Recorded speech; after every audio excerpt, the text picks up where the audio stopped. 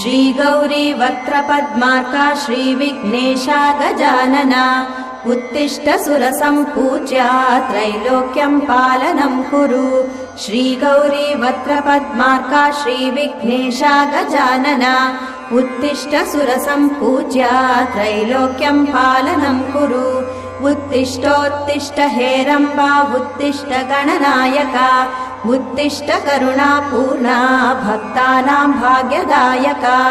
उत्तिष्ठोत्तिष्ठ हेरम्बा उत्तिष्ठ गणनायका